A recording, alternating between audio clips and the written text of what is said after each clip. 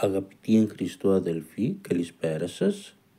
Λόγω των ιερατικών καθηκόντων και λόγω των ημερών δεν κατέστη την προηγούμενη Τετάρτη δυνατόν να κάνω την εκπομπή την οποία σας έχω πει.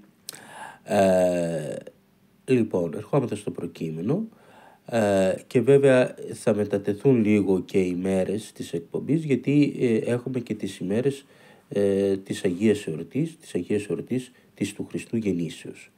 Αγαπητοί Χριστοαδελφοί, όπως προείπα σε προηγούμενη εκπομπή, θα ασχοληθώ με τις αιρέσεις αρχικά και βεβαίως με τις αιρέσεις εποχής μας. Θα αναφερθώ όμως επιγραμματικά πρώτα στις αιρέσεις οι οποίες ταλάνισαν την πρώτη χριστιανοσύνη μέχρι την εποχή του σχίσματος. Αυτή η περίοδος έχει ένα μεγάλο σταθμό, ένα χρονικό σταθμό. Ο χρονικός αυτός σταθμός, ο οποίος τη χωρίζει σε δύο περιόδους, είναι η περίοδος από την εποχή των Αγίων Αποστόλων μέχρι τον 4ο αιώνα, οπότε έχουμε την νομιμοποίηση και κατόπιν επισημοποίηση του χριστιανισμού, και από την εποχή εκείνη έως και την εποχή του οριστικού, την εποχή που ξεκίνησε το οριστικό σχίσμα, δηλαδή στα μέσα του 11ου αιώνα. Αυτές οι αιρέσεις της πρώτης περίοδου είχαν έντονο αντιτριαδολογικό στην αρχή χαρακτήρα και κατόπιν ασχολήθηκαν με το πρόσωπο του Κυρίου μας. Είχαν δηλαδή χριστολογικό περιεχόμενο. Οι πρώτες αιρέσεις, πρώτη αίρεση, η οποία γέννησε βέβαια ένα κύκλο αιρέσεων, ήταν ο γνωστικισμός. Σαν πρώτος αιρετικός ονομάζεται στη πράξη των Αποστόλων και θεωρήθηκε από την εκκλησιαστική ιστορία ο Σίμων, ο μάγος από την Κήτα της Σαμάρειας, ο οποίος θέλησε να εξαγοράσει την Αγία Χάρη και επιτιμήθηκε από τους Αποστόλους ότι αυτό θα τον οδηγήσει στην αιώνια καταδίκη. Ο γνωστικισμός εμφανίστηκε στα μέσα του 2ου μετά Χριστόν αιώνα και ο Σίμων πρέπει να ήταν πρόδρομος αυτού του κινήματος. Ήταν ένα μείγμα χριστιανισμού, περσικών και ανατολικών θρησκευτικών συστημάτων και διαφόρων φιλοσοφικών συστημάτων, όπως ήταν ο Πυθαγορισμός, ο Νεοπυθαγορισμός και ο Νεοορφισμός. Την ίδια περίοδο και κυρίως προς τον 3ο και προς τα τέλη του 3ου αιώνα εμφανίστηκε ο μοναρχιανισμός και ο δοκιτισμός. Και τέλος εμφανίζεται τον 4ο αιώνα η βασικότερη αντιτριαδολογική αίρεση, η οποία προκάλεσε και την πρώτη Οικουμενική Σύνοδο, ο Αριανισμός. Ο Αριανισμός θεωρούσε ότι ο λόγος και κατόπιν βεβαίως και το Άγιο Πνεύμα είναι κτίσματα του Πατρός. Χρησιμοποίησε μια χαρακτηριστική φράση «ειν πότε ον ουκιν και ουκιν πριν γέννηται». Δηλαδή τι θα πει αυτό? Υπήρξε μια εποχή κατά την οποία δεν υπήρχε και δεν υπήρξε πριν γεννηθεί. Η πρώτη Οικουμενική Σύνοδος αντιμετώπισε τον Άριο, θεωρώντας ότι ο λόγος υπάρχει μετά του Πατρός, έτσι, είναι το δεύτερο πρόσωπο της Αγίας Τριάδος, και βεβαίως στην επόμενη σύνοδο, στη δεύτερη Οικουμενική Σύνοδο, αναγνωρίστηκε ή επισημοποιήθηκε το δόγμα. Αυτά τα δόγματα ήταν γνωστά πιο πριν, απλώς τότε αποσαφηνίστηκαν λόγω της ιερατικής διδασκαλίας, ότι και το Άγιο Πνεύμα είναι βεβαίως τέλειος Θεός, όπως είναι ο Πατήρ και ο Υιός, και ότι υπάρχει μία ουσία και τρία πρόσωπα, το τριπρόσωπο της Αγίας Τριάδος. Αλλά αυτά είναι ένα, ο Θεός είναι ένας και τριαδικός, ο οποίος είναι σε τρία πρόσωπα, τρεις υποστάσεις. Και τα τρία αυτά πρόσωπα είναι ομοούσια. Το ομοούσιο ήταν η βασική αιτία που προκάλεσε την αντίδραση των φιλοαριανών, διότι και βεβαίως δεν υπάρχει μέσα στην Αγία Γραφή, μάλιστα προέρχεται, πρώτοι που το χρησιμοποίησαν ήταν αιρετικές διδασκαλίες, αλλά εδώ σημαίνει ότι ο Πατήρ, ο Υιός και το Άγιο Πνεύμα είναι από την ίδια ουσία, δηλαδή είναι ένα, έτσι, και συνάμα τρία πρόσωπα, τρεις υποστάσεις. Δεν θα πω περισσότερα, σε άλλη εκπομπή θα αναφερθώ πιο επισταμμένα. Η αίρεση αυτή ταλάνισε την Εκκλησία κυρίως τον 4ο αιώνα, δεν άφησε ίχνη, καταπολεμήθηκε από τους πατέρες της Πρώτης Οικουμενικής Συνόδου και κυρίως από τον Μέγα Αθανάσιο, και κατόπιν τον Μέγα Βασίλειο αντιμετωπίστηκαν οι πνευματομάχοι. Την πρώτη όμως εκείνη περίοδο προκάλεσε βαθιά σχίσματα. Στην Ανατολή η αίρεση αυτή εξαφανίστηκε. Ίχνη άφησε μόνο στο δυτικό τμήμα και κυρίως προς στην Ευρωπαϊκή Ήπειρο, διότι οι γοτθικές φυλές προσιλητίστηκαν στον χριστιανισμό όταν έφτασε στα ρωμαϊκά εδάφη από τους Αριανούς.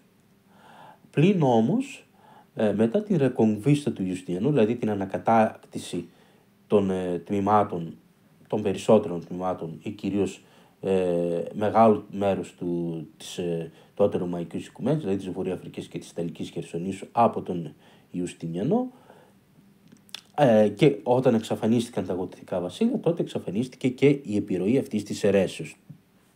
Το Βυσιγοτθικό βασίλειο, το οποίο δεν απορροφήθηκε και δεν κατακτήθηκε από τον Ιουστινιανό, προέβη σε μία προσπάθεια συμβιβασμού ουσιαστικά των Αριανών με τους Ορθοδόξους, η οποία προσπάθεια αυτή συγκεντρώνεται στις περίφημες συνόδους του Τολέδου, αλλά κατά κάποιον τρόπο παρήγαγε μια άλλη αίρεση, η οποία πολύ αργότερα θα ταλανίσει τη χριστιανοσύνη, το περίφημο Φιλιόκβε. Και βέβαια κατά αυτόν τον τρόπο προσπάθησε να απορροφήσει τον αριανισμό, να απορροφηθεί ο αριανισμός από την τότε Ορθοδοξία, παύλο Καθολικισμό εκείνης της εποχής. Ωστόσο, να πούμε εδώ ότι όταν το Βυσιγοτθικό βασίλειο κατακτήθηκε από τους Άραβες και τους Μαυριτανούς και διαλύθηκε, τότε βεβαίως και τα τελευταία ίχνη αυτά εξαφανίστηκαν και ο Βυσιγοτθικός κλήρος ή τμήμα αυτού που κατέφυγε στο Φραγκικό βασίλειο, εκεί μετέδωσε το Φιλιόκβε στους Φράγκους, αλλά με αυτό θα ασχοληθούν πολύ αργότερα. Κατόπιν, μετά τον 4ο αιώνα, έχουμε τις αιρέσεις τις χριστολογικές. Πρώτη που εμφανίζεται, η οποία αντλεί θεολογία από προηγούμενες αιρέσεις αντιτριαδικές, ήταν η αίρεση του νεστοριανισμού. Αυτή θεωρούσε ότι ο Χριστός ήταν στην ουσία δύο πρόσωπα. Έτσι, δεν είναι ένα πρόσωπο. Εισήγαγε, όπως έλεγαν οι πατέρες, τέταρτο στην τριάδα. Δηλαδή ήταν ο άνθρωπος και ο Θεός. Δεν ενώθηκε ο Θεός με τον άνθρωπο, αλλά ενίκησε ο Θεός, δηλαδή κατοίκησε ο Θεός τον άνθρωπο. Αυτό βέβαια είναι άτοπο, γιατί η σωτηρία είναι στο Θεό. Και αν δεν ενωθεί Θεός με τον άνθρωπο, τότε δεν υπάρχει σωτηρία. Η αίρεση αυτή χρησιμοποιούσε μάλιστα και ένα σχήμα, το οποίο έλεγε το εξής, ότι το νερό δεν ανακατεύεται με το λάδι. Και απαντούσαν οι Ορθόδοξοι, το νερό όμως ανακατεύεται με το κρασί. Με τον ίνο και βγάζει το κρασί. Αρχηγέτης ήταν ο Νεστόριος, ο οποίος διατέλεσε Πατριάρχης Κωνσταντινούπολης και ο οποίος εξορίστηκε μετά την Τρίτη Οικουμενική Σύνοδο, η οποία καταπολέμησε αυτή την αίρεση και η οποία διακήρυξε ότι στο πρόσωπο του Ιησού, του Χριστού, ενώνεται ο Θεός και ο άνθρωπος ατρέπτος, ασυγχύτως και αναλυώτος. Δηλαδή χωρίς η μία ουσία, η ανθρώπινη, να ανακατεύεται με τη θεία ουσία, και χωρίς η μία να λιώνει την άλλη. Και ότι ο Χριστός υπήρξε και τέλειος Θεός και τέλειος άνθρωπος, χωρίς δηλαδή να έχει το κληρονομήσει το προπατορικό αμάρτημα, όπως κληρονόμησαν όλοι οι υπόλοιποι άνθρωποι.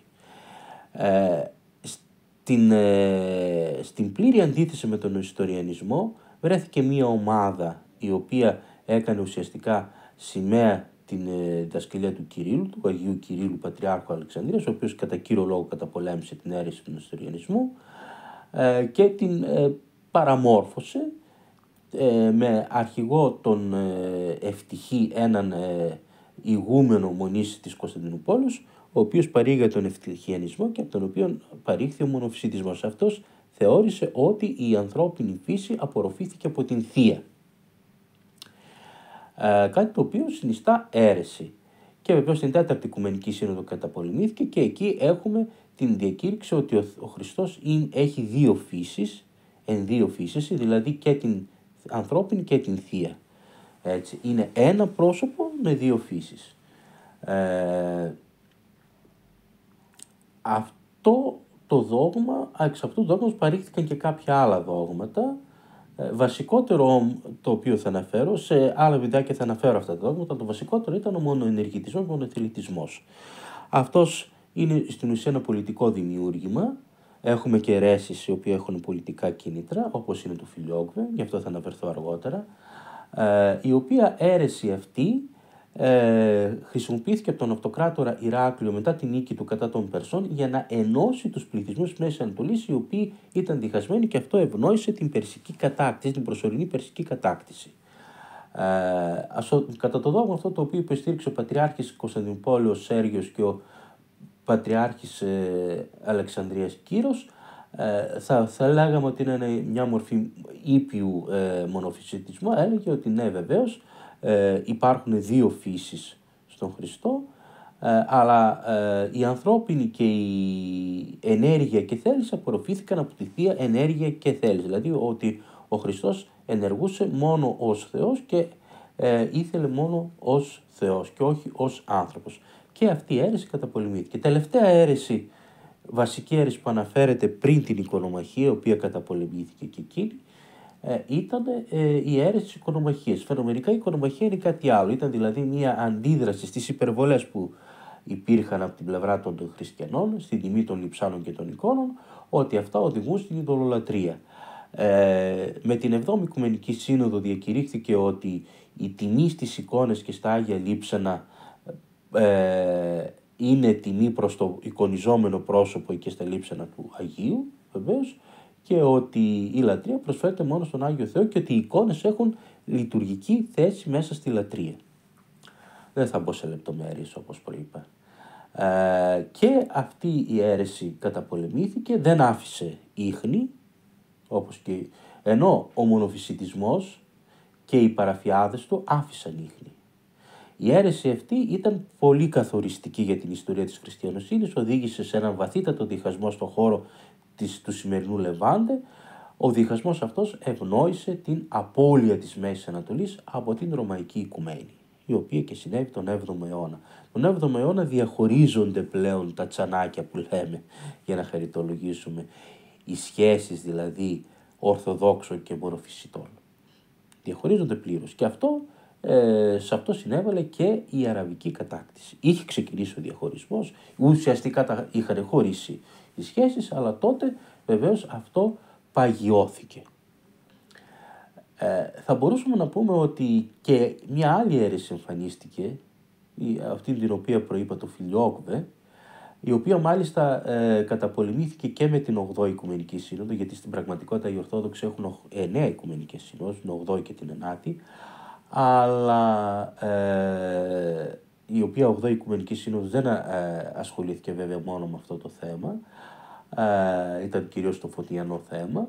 Ωστόσο όμως, ή το φωτιανό σχίσμα, γι' αυτό θα αναφερθώ πολύ αργότερα, ωστόσο όμως πρέπει να αναφέρουμε ότι ναι, τότε διακηρύχθηκε από την χριστιανοσύνη και λίγο πιο πριν, όταν εμφανίστηκε το Φιλιόκβε, από την ενιαία χριστιανοσύνη η πίστη στο σύμβολο Νικαίας Κωνσταντινουπόλεως, στο σύμβολο της πρώτης Οικουμενικής Συνόδου, το άθρα του οποίου συμπληρώθηκαν, τελευταία άρθρα συμπληρώθηκαν στη δεύτερη Οικουμενική Σύνοδο, και ότι αυτό πρέπει να μείνει απαραχάρακτο και να μην προσθέτει κανένας τίποτα σε αυτό. Και σε αυτό πρωτοστάτησαν μάλιστα τότε και οι πάπες της Ρώμης. Και υπήρξαν και άλλες αιρέσεις, όπως είναι ο περίφημος βογομιλισμός, παυλικιανισμός κτλ. Χωρίς να αναφέρουμε στο περιεχόμενο, να αναφέρω την ύπαρξή τους, οι οποίες βέβαια και αυτές δεν άφησαν ίχνη, εξαφανίστηκαν. Η βασική αίρεση που όπως προείπα άφησε ίχνη, και σήμερα ένα μέρος, σχεδόν ο μισός, από τον εναπομείνοντα χριστιανισμό της Μέσης Ανατολής, ανήκει στην αίρεση του μονοφυσιτισμού. Είναι η μεγάλη πλειοψηφία που αγγίζει ενδεχομένως τα 16 εκατομμύρια των χριστιανών της Αιγύπτου, λεγόμενοι Κόπτες. Είναι περίπου λίγο παρακάτω τους μισούς χριστιανούς της Συρίας, οι λεγόμενοι Συριακοβίτες. Η δεύτερη μεγάλη χριστιανική ομάδα στον χώρο της Μέσης Ανατολής είναι εμείς οι Ορθόδοξοι. Βλέπετε, μας έφαγαν στο πλειοψηφικό. Και έτσι ήταν μετά τον 7ο, ήδη όχι μετά τον 7ο αιώνα, και πριν τον 7ο αιώνα, δηλαδή από τα τέλη του 6ου αιώνα και εντεύθεν, έτσι ήταν. Έτσι ήταν. Είχε δηλαδή η καθ' αυτό χριστιανοσύνη είχε καταρρεύσει. Από εκεί και πέρα οι υπόλοιπες αιρέσεις που εμφανίζονται είναι λίγο πολύ παραλλαγές των προηγούμενων και οι οποίες είχαν αντιμετωπιστεί. Όμως εμφανίζεται τώρα στα τέλη του 18ου αιώνα, από τον 19ο αιώνα και κυρίως τον 20ο αιώνα, μία άλλη αίρεση. Αυτή φαινομενικά θα λέγαμε ότι είναι μία πολιτική τάση, η οποία όμως εμφυλοχώρησε μέσα στους Ορθοδόξους και είναι ο εθνοφιλετισμός, ο οποίος ονομάστηκε εθνικισμός και καταδικάστηκε από Πατριαρχική Σύνοδο στα τέλη του 19ου αιώνα. Και ονομάστηκε εθνικισμός, το οποίο ειδωλολατρία. Η αίρεση αυτή δεν είναι προνόμιο, θα λέγαμε, των εισαγωγικών των Ορθοδόξων. Ως θεωρία, ο φιλετισμός, ο ρατσισμός, ο οποίος παράγει σε μια πιο οργανωμένη πολιτική μορφή τον εθνικισμό, εμφανίζεται τον 19ο αιώνα σε όλη την Ευρωπαϊκή Ήπειρο. Στον χώρο όμως της Ανατολικής Ευρώπης άφησε βαθιά ίχνη. Ενώ φαινομενικά είναι ασύμβατος με το ορθόδοξο δόγμα, ουσιαστικά πολλοί σήμερα χριστιανοί έτσι ταλαντίζονται από τέτοιες αιρέσεις οι οποίες οδηγούν στον ψυχόλεθρο, στον όλεθρο δηλαδή της ψυχής. Για αυτό το ζήτημα θα αναφερθώ στο επόμενο βίντεο.